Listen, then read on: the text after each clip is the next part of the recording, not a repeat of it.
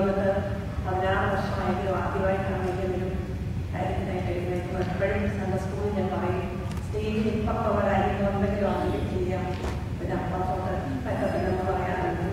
ഇന്ന് എഴുന്നേൽക്കാൻ ഞാനായിട്ട് എനിക്ക് പറ്റത്തില്ല. അത്രയധികം മനസ്സിൻ്റെ നിർബന്ധത്താലാണ് എഴുന്നേൽക്കുന്നത്. കാരണം കഴിഞ്ഞ പ്രാവശ്യം ബി തോമസ് അച്ഛനെ മൂലസംഘം കൊടുത്ത ദിവസം ഞാൻ മടിച്ചിരുന്നു.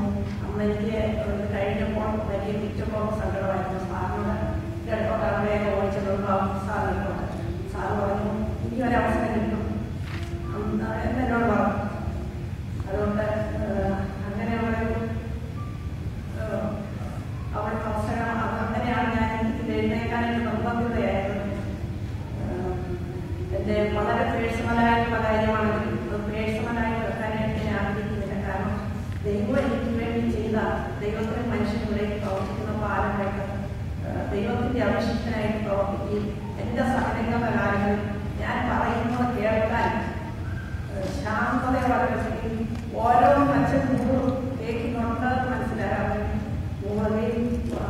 ഓരോന്നിനും പറയുന്ന മറുപടികൾ വളരെ പൾസറിഞ്ഞ് പ്രവർത്തിക്കാൻ പറയുന്ന പോലെ നമ്മൾ പറയുന്ന എന്തെന്ന് മനസ്സിലാക്കാൻ അതിനുള്ള മറുപടി പറയാൻ സഭ എന്ത് പറയുന്നു എന്നാണ് ഞാൻ ചോദിച്ചത്. അപ്പോഴേ സഭ എന്ത് പറയുന്നു വ്യക്തമായിട്ട് എനിക്ക് പറഞ്ഞില്ലെങ്കിൽ വീണ്ടും വീണ്ടും പിന്നെയും കാര്യം ചോദിക്കുമ്പോൾ അച്ഛന് റിസർച്ച് ചെയ്യുന്നവരാണ്, എസ്റ്റാബ്ലിഷ് ചെയ്യുന്നവരാണ് പറഞ്ഞിട്ടുള്ളത്. ഓരോരുത്തരുടെ കാര്യം പറഞ്ഞ് അച്ഛൻ വ്യക്തമായിട്ട് പറയുമായിരുന്നു. അതുപോലെ ഒരു ദിവസം അതുപോലെ ഞാൻ അച്ഛനെ പ്രാർത്ഥിക്കാനായിട്ട് മസാലത്തിനായിട്ട് വന്നു. ആ സമയത്ത് അച്ഛൻ മസാലിച്ച് തലയെ കൈവച്ച് പ്രാർത്ഥിച്ചിട്ടപ്പോൾ പരിശുദ്ധാത്മാവിന്റെ അഭിഷേകം അത് അവരോട് എക്സ്പീരിയൻസ് ചെയ്യുമ്പോൾ മാത്രമേ അത് മനസ്സിലാക്കാനായിട്ട് കഴിയത്തുള്ളൂ. ഞാൻ ഇപ്പോൾ മനസ്സിലാക്കുന്നു, അന്ന് എനിക്ക് മനസ്സിലായില്ല. എന്നിലുള്ള പുരാത്മാവ് ഇറങ്ങിപ്പോയി. അപ്പൊ പരിശുദ്ധാത്മാവ് വന്നു. ആ പരിശുദ്ധാത്മാവിന്റെ അഭിഷേകം അച്ഛനോട് എനിക്ക് ലഭിച്ചു. അതൊരു അനുഭവം ആയിട്ട് ഞാൻ എക്സ്പീരിയൻസ് ചെയ്യുന്ന കാര്യമാണ്.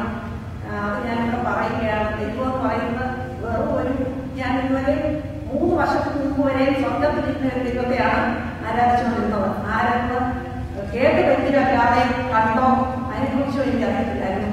പക്ഷേ 3 വർഷം ആയി ദൈവം ആരെന്ന് അനുഭവിക്കുകയും സ്നേഹപിതാവാണ്. എൻ്റെ പിതാവിന്റെ സ്ഥാനത്ത് എനിക്ക് വേണ്ടി സംസാരിക്കാനും പ്രവർത്തിക്കാനും ഒരാളുണ്ട്. എനിക്ക് വേണ്ടി ഏത് കാര്യത്തിലും ഞാൻ മനസ്സിൽ ചിന്തിച്ചു കഴിയുമ്പോൾ എനിക്ക് വേണ്ടി പറയാനും പ്രവർത്തിക്കാനും സകലവും നിർവഹിക്കുവാനായിട്ടുള്ള സ്നേഹപിതാവ് എനിക്കുള്ളത് മനസ്സിലാക്കാനാക്കണം. ഒരു അനുഭവം ആണ് എൻ്റെ ജീവിതത്തിൽ ഉണ്ടായിട്ടുള്ള അനുഭവം മറ്റുള്ളവരുമായിട്ട് ഷെയർ ചെയ്യുന്നത്. നിങ്ങൾക്ക് പരീക്ഷിക്കണമെന്ന് പറയാൻ വേണ്ടി മാത്രമാണ് ഞാൻ ഇവിടെ എഴുന്നേറ്റിരിക്കുന്നത്. അച്ഛനെ ആശംസ അറിയിക്കാനായിട്ടാണ് എഴുന്നേറ്റെങ്കിലും അത് അവസാനം ഞാൻ പറയാം. എങ്കിലും എനിക്ക് ദൈവത്തോടാണ് അച്ഛന് വേണ്ടി ഞാൻ നന്ദി പറയുന്നത്. ഇങ്ങനെ ഒരു പട്ടക്കാരനെ തരാൻ ഇടയായ ദൈവവും സഭയും ഇതിനോട് രണ്ടിനോടുമാണ് ഞാൻ നന്ദി പറയുന്നത്. അച്ഛന്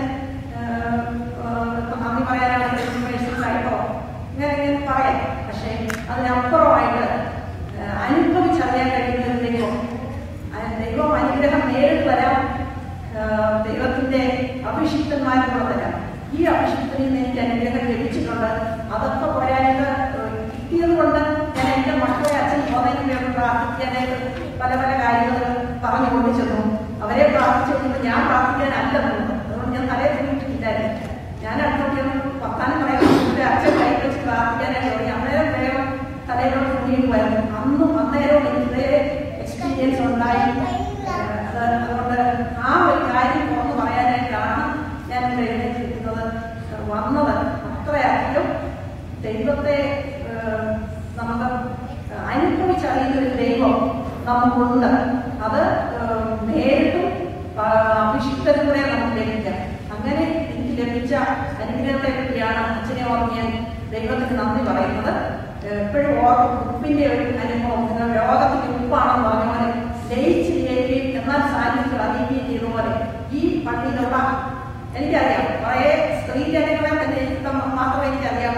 അവരൊക്കെ മനസ്സുകൊണ്ട് ഉപസാരിക്കാനാണെങ്കിലും പോകാൻ ആഗ്രഹിച്ച് എന്നുവെച്ചാൽ പറയുന്നത് പോലെ മനസ്സിലാവുക, അതിന് തക്ക മറുപടി പറയാനുള്ള ഒരു മനസ്സാന്നിധ്യവും അതുകൊണ്ട് ആ ഉപ്പെന്ന് പറഞ്ഞ പോലെ ജയിച്ച് മറ്റുള്ളവരെ മനസ്സിലാക്കി രക്ഷിക്കുകയും ചെയ്യാത്ത ഒരു കഴിവുകളും അച്ഛൻ കൊടുത്തിട്ടുണ്ട്. അതുപോലെ ഇതിനെല്ലാം ഇടയായത് ഇവിടെ വന്ന എൻജിഒസിന്റെ ക്ലാസ്സാണ് ഞാൻ അറ്റൻഡ് ചെയ്തത്. ആനന്ദ് മേനൻ എന്ന് പറഞ്ഞ ഒരു കൺവേർട്ടർ ക്രിസ്ത്യൻ നിങ്ങളൊക്കെ ഓർക്കുന്നുണ്ടായിരിക്കും. അദ്ദേഹം നമ്മുടെ എൻജിഒസിന്റെ ക്ലാസ് അതാണ് ഞാൻ അറ്റൻഡ് ചെയ്തത്. അതിന് ശേഷം തൊട്ട് എനിക്ക് വളരെ ഇൻസ്പിറേഷൻ ആയിട്ട് ഞാൻ വാക്യങ്ങൾ പഠിക്കാനൊക്കെ ആഗ്രഹിച്ചിട്ടുണ്ട്. പക്ഷെ അതുവരെ നടന്നില്ല.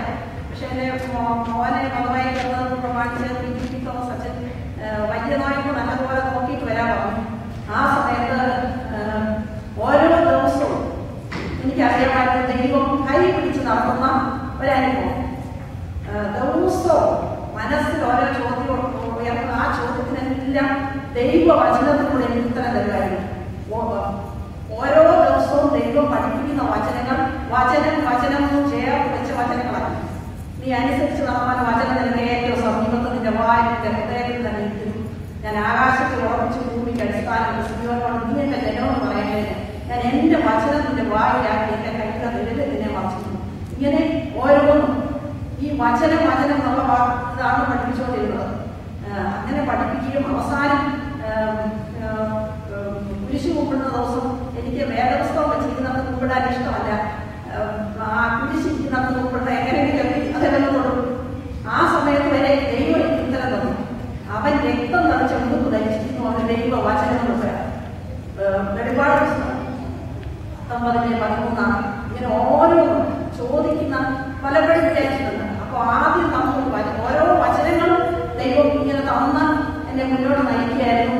എൻ്റെ ജീവിത അനുഭവമാണ് ഈ സമയത്ത് ഞങ്ങൾ പറയുന്നത്. നിങ്ങൾക്ക് ട്രൈ ചെയ്യാവുന്നതാണ്. വചനം എന്ന് പറയുന്നത് ഇവിടെ അച്ഛൻ മുറിക്കുന്ന അപ്പം തന്നെയാണ്. പിന്നെ അച്ഛനവിടെ അപ്പം മുറിക്കുന്ന വാഴ്ത്തുന്ന സമയത്ത് വാഴ്ത്തി ശുദ്ധീകരിച്ച് മുറിക്കണം എന്ന് പറയുമ്പോൾ അത് പറയാൻ എനിക്ക് പഠിക്കാം. മുറിക്കപ്പെടാൻ പാടും നമ്മളാരും താല്പര്യം കാണിക്കുന്നില്ല. മുറിച്ചു തന്നവനെ മുറിച്ച് അനുഭവിക്കാൻ നമുക്ക് താല്പര്യമാണ്. പക്ഷെ മുറിക്കപ്പെടുന്ന അവസ്ഥ വരുമ്പോൾ എല്ലാവരും പുറകോട്ട് പോകാം. ആ മുറിക്കപ്പെടുന്ന അവസ്ഥയിലാണ് അച്ഛൻ എന്നെ സഹായിച്ചതും. അച്ഛന് എനിക്ക് വേണ്ടി ഓരോ സമയത്തും അച്ഛൻ മറുപടി പറയും. ഞാൻ പ്രാർത്ഥിച്ചോളാം, ഇന്നതുപോലെ ചെയ്യേ, പരിശുദ്ധാത്മാവ് നയിക്കണമെന്ന് പ്രാർത്ഥിക്കും. ഏറ്റവും അവസാനത്തേത് എത്ര സിമ്പിളായിട്ടാണ് എനിക്ക് പറഞ്ഞത്. നമുക്ക് പറയാം, ഒരു കുഞ്ഞിനോട് ഇങ്ങോട്ട് വാടാൻ പറയാം, ഇങ്ങോട്ട് വാങ്ങിയേ, അല്ലെങ്കിൽ ഇങ്ങോട്ട് വാങ്ങുന്നേ, ഇങ്ങോട്ട് വന്നേ മനെന്ന് പറയാം. ഓരോ കാര്യത്തിലും അച്ഛൻ തന്ന ഉപദേശങ്ങളെയും ഒക്കെ ഈ സമയത്ത് ഞാൻ ഓർക്കുകയാണ്. പിന്നെ യോശുവ ഇസ്രായേലിനെ കനാൻ ദേശത്തേക്ക് നയിച്ചതുപോലെ സ്വർഗീയ കനാനിലേക്ക് അടുത്ത തലമുറയെ നയിക്കാൻ തക്കവണ്ണം ദൈവം അച്ഛൻ്റെ കരങ്ങൾക്കും ശക്തി നൽകിയ പരിശുദ്ധാത്മാവിനെ നിറയ്പ്പിക്കട്ടെ എന്ന് ആശംസിക്കുകയാണ്. അച്ഛനെ അച്ഛൻ്റെ കുടുംബത്തെയും എല്ലാം നന്ദി പറയുകയാണ്. അതിലുപരിയായിട്ട് സൃഷ്ടാവായ ദൈവത്തോടും സഭയോടുള്ള നന്ദി ഈ സമയത്ത് പറയുകയാണ്.